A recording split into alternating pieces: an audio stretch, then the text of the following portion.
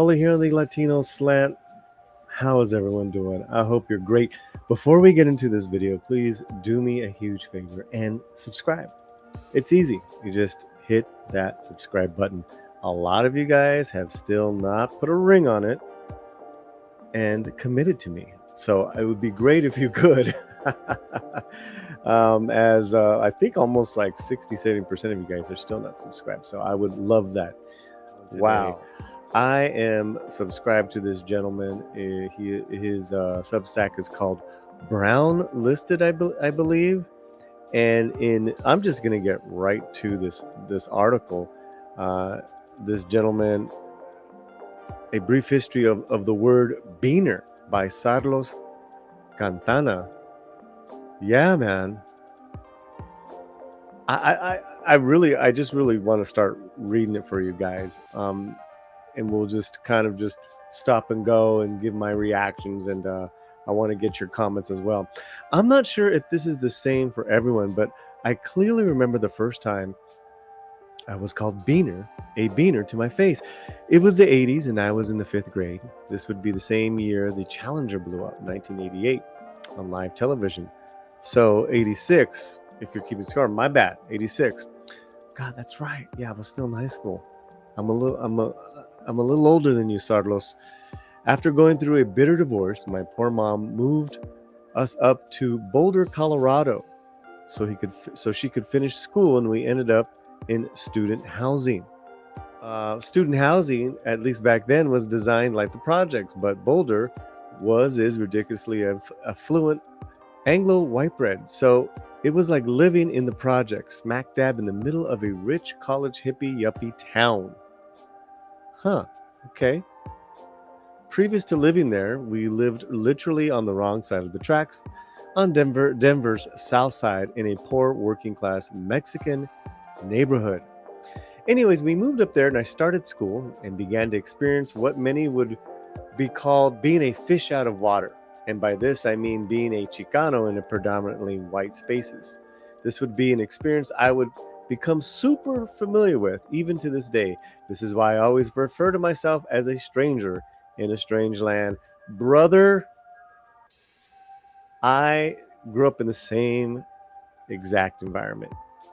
Change your Denver for my Santa Monica, and it's the same thing. Yeah, just we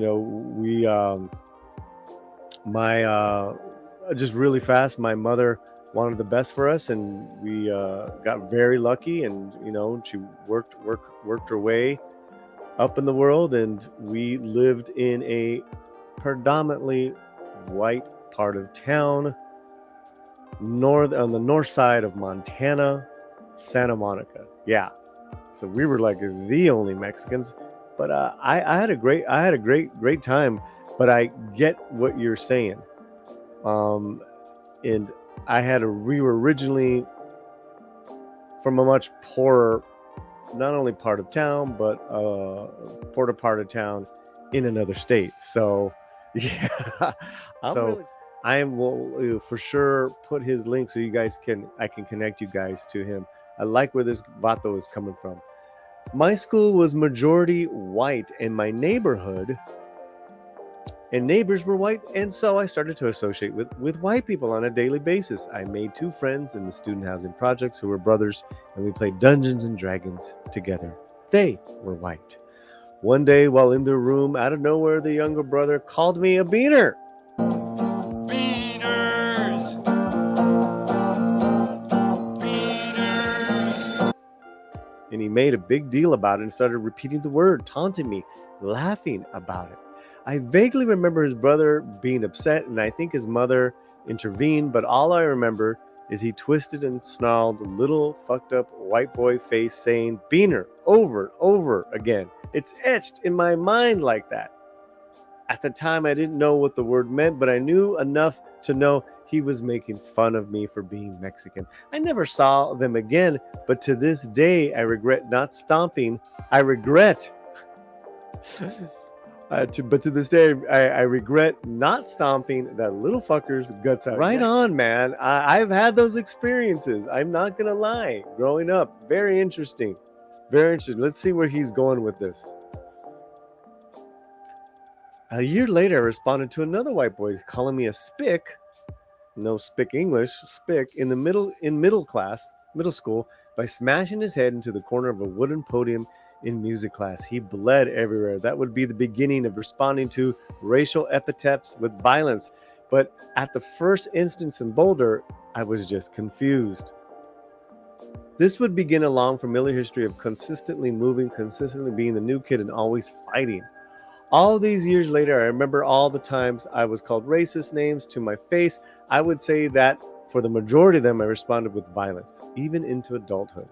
Despite my anger, I've always thought the insults used against us were ridiculous and dumb at their core. Beaner, for example, stems from the fact that Mexicans eat beans, i.e. frijoles. Frijolero, pinche gringo, puñetero. Chingo. And if you can try and dig into the history of frijoles, you will discover that they were a pre-Columbian staple for our indigenous ancestors, and the same as to many other foods that Americans take for granted, like corn, potatoes, tomatoes, avocados, chocolates, to name a few. Yes, they're all indigenous. Every one that you just named, Sarlos, is indigenous. And what does that mean? It just means that it came from Mesoamerica, all those foods, and that we all should be grateful for those in the way they were cultivated, that food. Absolutely. Absolutely. Boy, this guy is getting my blood going. Promise. So at its core, it's like everything else that denigrates Mexicans. The word beaner is a denigration of the indigenous people, of the indigenous. Surprise, surprise. Much like the Spanish considered maíz to be comida de los campesinos y puercos, food for the poor and for the pigs. Beans are considered food for those poor, dirty wetbacks, i.e. Mexicanos, i.e. beaners, i.e. us. All of these, despite the ridiculous popularity of our food, and now popular burritos are in America. After all, the burrito is an American invention. Gringos love beans. We should all be calling them beaners. Ha! By that argument, Sarlos. Yes, you are all beaners. Beaners! Anyone that loves to eat Mexican food, beaners. Somos frijoleros. We are beaners. Don't get it twisted. Beaner is not just subjugated to people that look like me or Sarlos. Amen, brother. Amen. Although I will tell you, I was not a violent guy. I was not much of a fighter. I handled those situations a little differently. Big time shame of who I was, that I would even deny being Mexican. That's what happened. But back to the history. I was curious as to the etymology of the word, so I began looking it up. I do this as a hobby since my background is in English. I'm not the first person to question the meaning or write about the history of the word, but I do want to add my own experience to the pot. Beaner, if you look it up, comes up simply as a Mexican or person of Mexican descent. That's it. No explanation or nada. Interesting. Google. And there's the beaner. You guys are getting that big? Yeah, there's the beaner definition. For comparison, when you look up the N word, Google says the word is a contemptuous term for a black person, but beaner simply means a Mexican. Spick is also labeled as contemptuous, but beaner is simply a word for Mexicans, and a non-contemptuous word at that, at least according to to Google. And there is more beaner name meaning. Interesting, man. Interesting. Occupational name for a grower or seller of beans, from an ancient derivative of Old English beans. This surname has apparently died out in Britain, probably also an Americanized form of German Beaner, or some other similar like sounding surname. Oof. Ancestry.com has an entry for Beaner as a surname, but it says that it died out. Urban Dictionary has numerous ridiculous racist definitions for the word, which I'm not going to post here. According to Wikipedia, the word beaner is a derogatory slur originally from the United States to refer to Hispanic or Latino descent which was first noted in print in 1966, but likely is used since the 40s. Yeah, I mean, it has evolved from previous slurs such as Bean Eater, 1919, Bean Bandit, 1959. People get very creative when they come up with derogatory names for each other, don't we? We get very creative. You know, from Beaner Spick to the N-word to what we call each other in our own families, what we call other Latinos. Yeah. We get very, very creative. Creative in Spanish as well. Wow, this is fascinating. Bean Bandit? Laughing my ass off. Can you imagine calling someone like that? Where do they get this shit? The word is considered to be one of the most offensive slurs for Mexican Americans, although according to the Historical Dictionary of American Slang, the word is only usually considered offensive. Academics say that it is the most prominent anti-Mexican slur, having replaced greaser after the 50s. Greaser, I remember that. Nah, I don't think have I been ever called greaser? It can resonate with the xenophobic sentiment that you're not American and you never will be, and as such is sometimes directed at any Hispanic. This is hilarious to me because it assumes that your average racist, bigot, dickhead can distinguish the difference between, let's say, a Mexican and a Cuban, or a Puerto Rican and a Chicano. Those of us who live in the real world know that this is not true, and that any bigot worth his weight in Klan robes will refer to anyone Latino as a beaner out of sure ignorance. This, of course, has caused internal fighting among those Latinos themselves who have established an unspoken hierarchy which denotes Mexicans as the bottom of the pile. i.e., to assume a Cuban is a Mexican is a grave insult. If you don't believe me, just try and call a non-Mexican Latino a Mexican and watch what happens. There is a hierarchy, guys.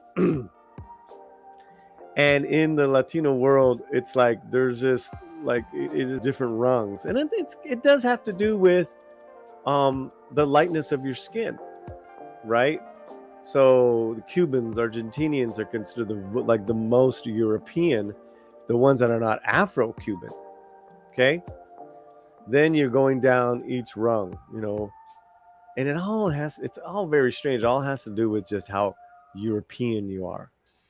Then you have the indigenous. Then you have the immigrant, whether it is Asian, because there's a vast majority of Asian Latinos in South America. Then, of course, Afro-Latinos, Mexicans. It's really sick stuff, but it exists. That is why you'll see that the actor Tenoch Huerta or Alitza Aparicio, the actress, speak out against just how friggin' white everything is in Spanish media. I mean, that is a real deal. And so in our current times, you would see them as being wocosos, but they're not. They're being very much active in a very much ignorant and racist state of Spanish media. I mean, that is super blonde and super white. So this is fantastic stuff. Great things to talk about, guys. If you guys don't know, if you guys have questions, please put them in the comments. Never mind the fact that none of us eat the same goddamn food. Cubans wouldn't be caught dead eating frijoles, and they will tell you so. That food isn't fit for pigs, remember. All of this tracks back to colonization and denigration of the Indios by the Spanish, but I digress. In my own experience and opinion, pop culture is the biggest culprit for making the word beaner popular. Wikipedia points to piece of shit comedian Carlos Mencia, his words not mine, but in my opinion, it was of the popularity of Cheech and Chong that made the word a household word. Most notably with Chong singing the song Beaners in Cheech and Chong's next movie. Beaners!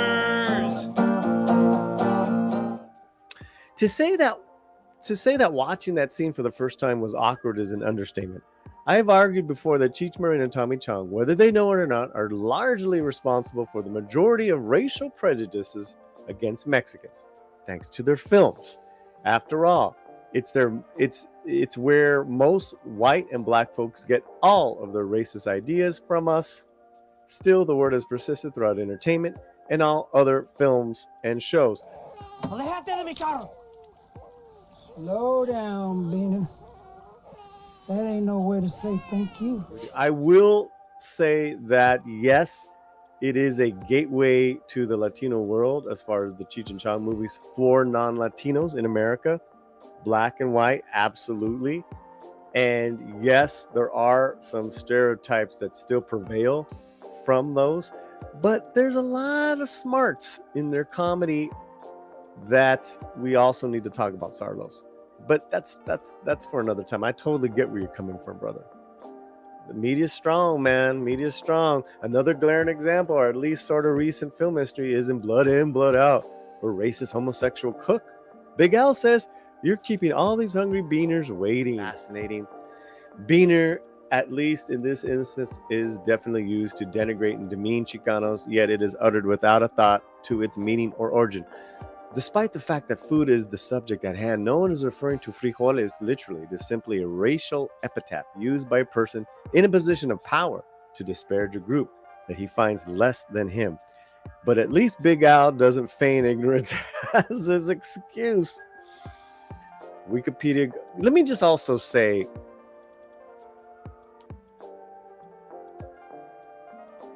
those positions of power are gone.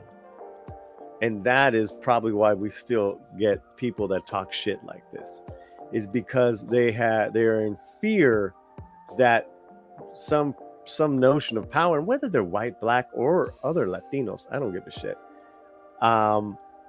They fear that unknown is that not only have they really don't have that position of power anymore. The power is shifted, and that's what they fear.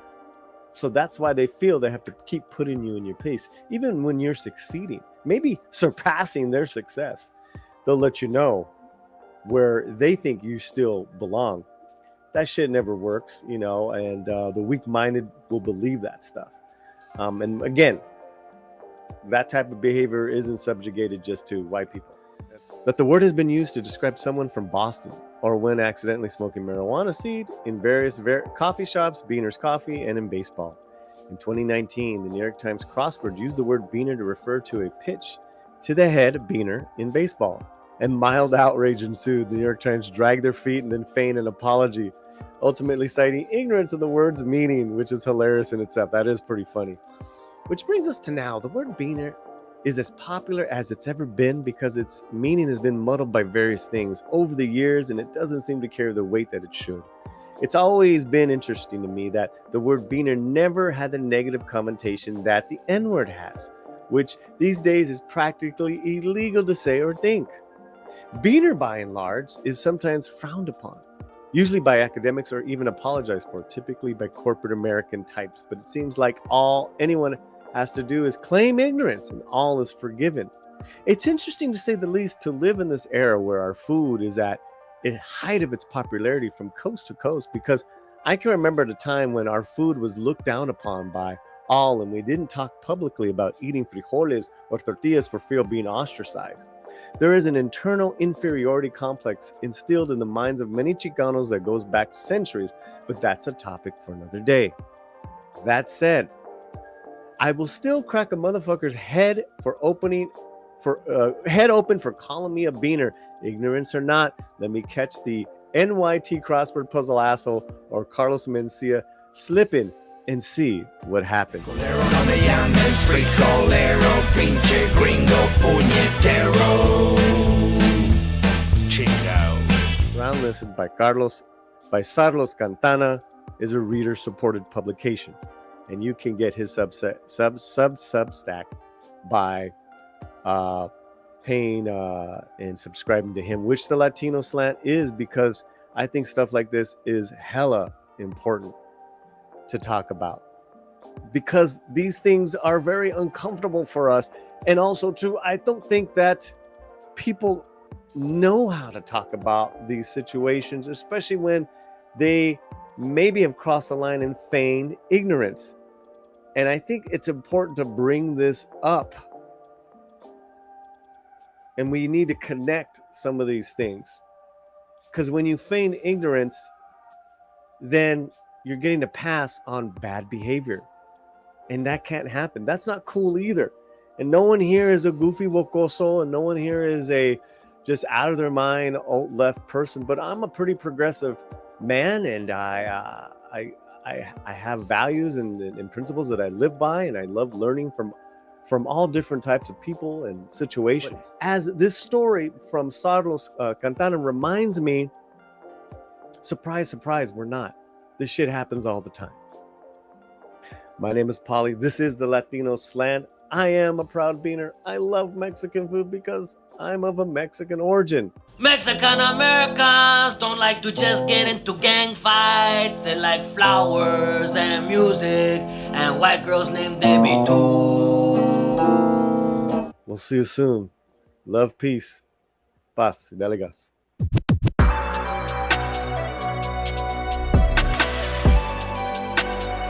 Thank you to all who have donated or are gonna donate. Hit the super thanks and enjoy the video.